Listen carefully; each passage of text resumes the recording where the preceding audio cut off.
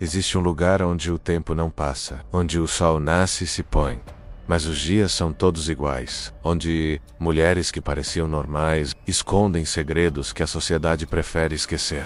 Tremembé, interior de São Paulo, a maior penitenciária feminina da América Latina, 2.500 mulheres. E, entre elas, algumas que fizeram história pelos piores motivos.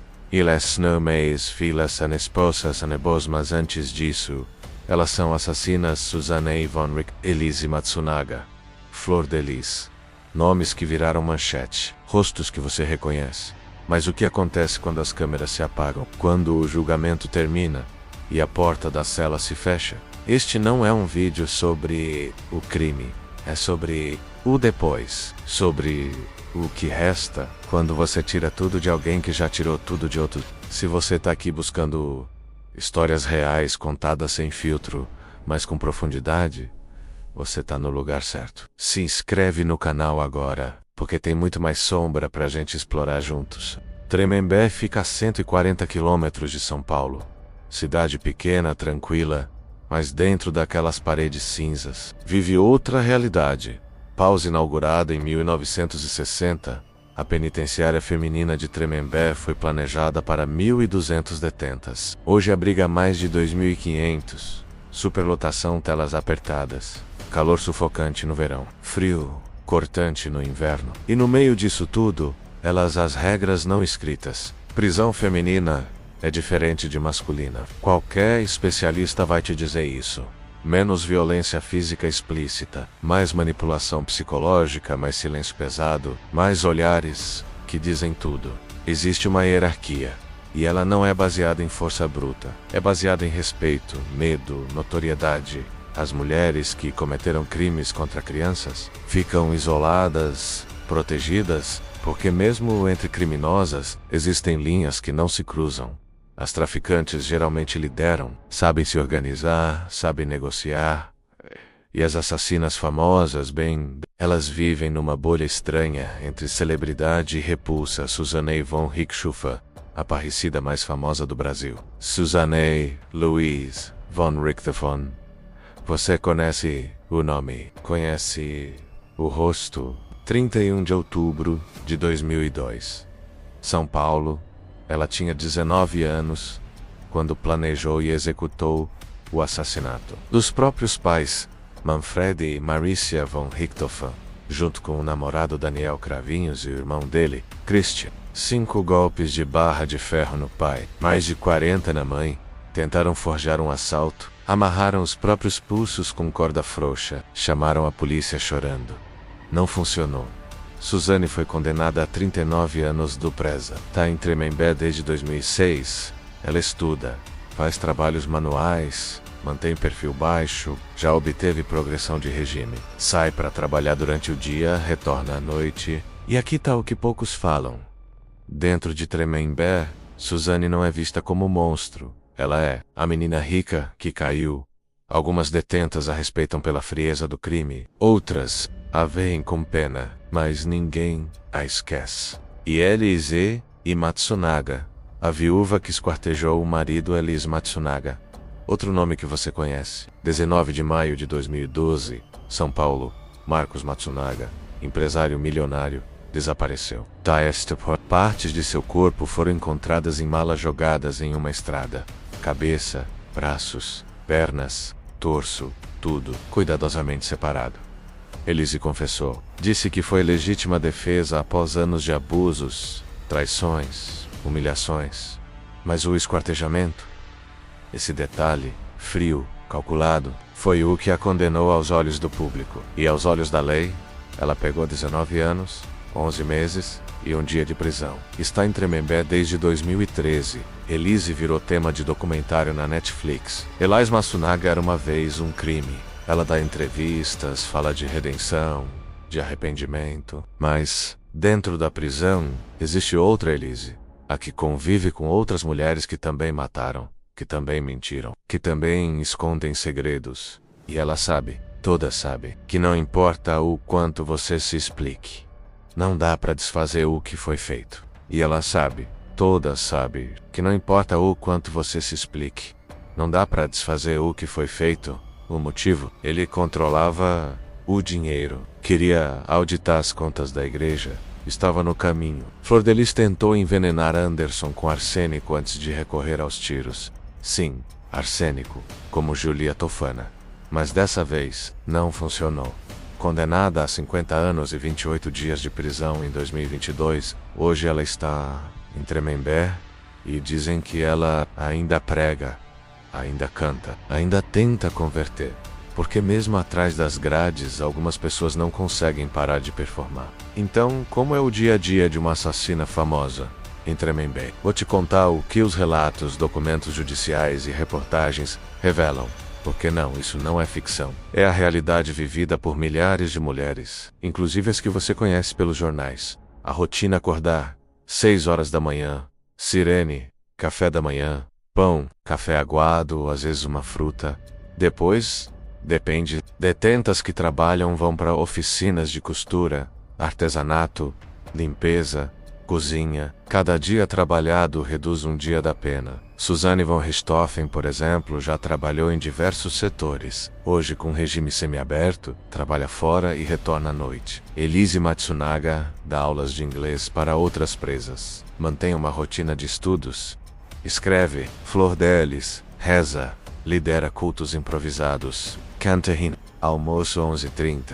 Arroz, feijão, alguma proteína. Raramente é bom. Tarde, mais trabalho ou banho de sol no pátio, menos 2 horas se houver espaço. Jantar, 17 horas, parecido com o almoço. Então, o que sobra é a noite.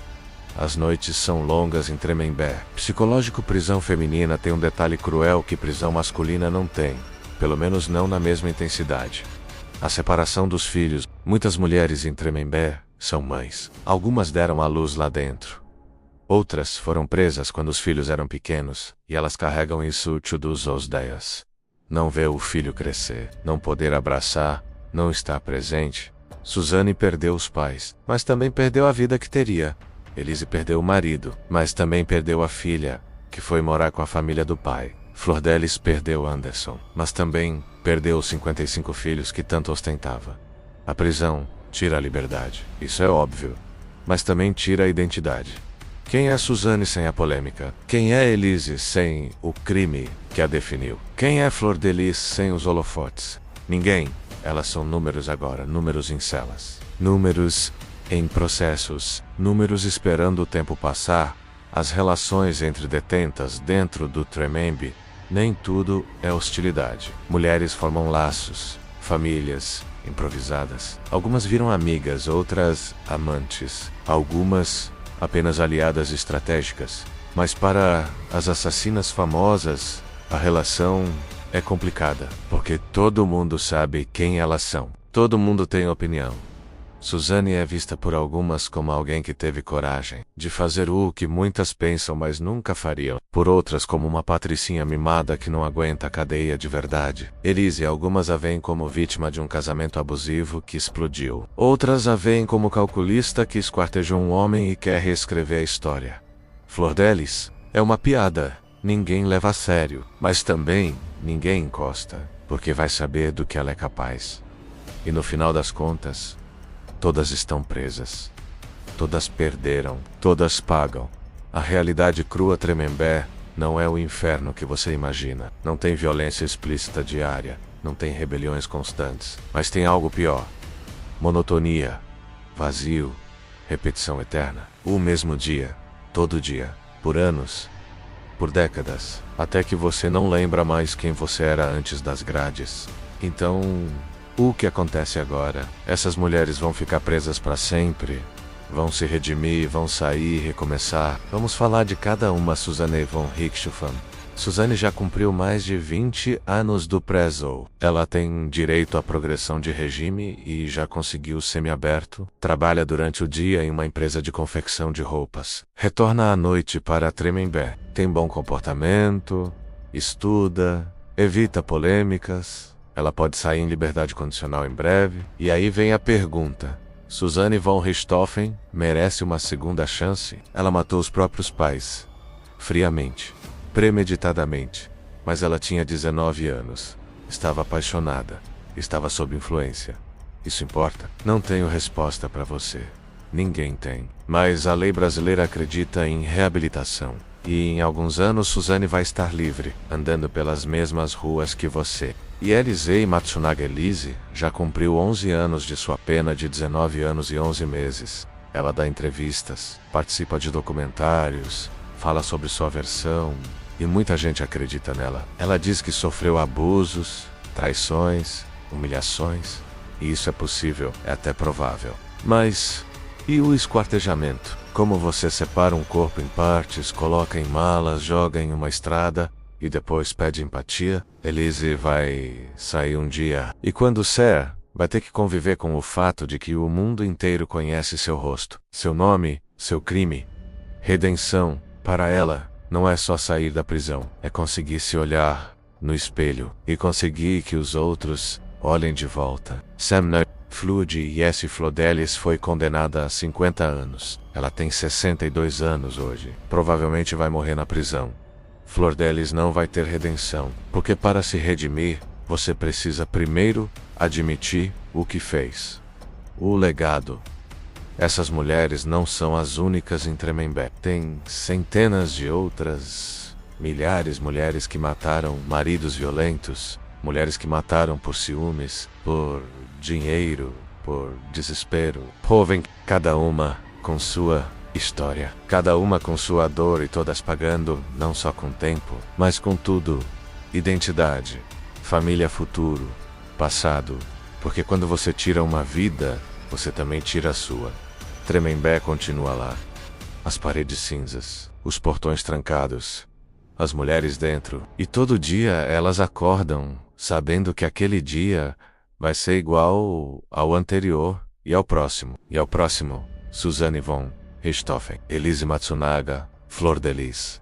Nomes que você não vai esquecer. Crimes que marcaram gerações. Mas Hurd, elas são apenas números. Números cumprindo pena. Números esperando o tempo passar. E talvez essa seja a verdadeira punição. Não a prisão, mas a eternidade do arrependimento. Ou a falta dele. Essa foi a história de 3 mulheres que tiraram vidas. E tiveram suas vidas tiradas por Tremembé. Se você gostou desse mergulho nas sombras, tem muito mais história para contar. Histórias reais. Histórias pesadas. Histórias que ninguém conta direito. Se inscreve no canal. Ativa o sininho, porque a próxima história pode ser ainda mais perturbadora. E se você tem alguma sugestão de criminosa que eu deveria cobrir, deixa nos comentários. A gente se vê na próxima sombra.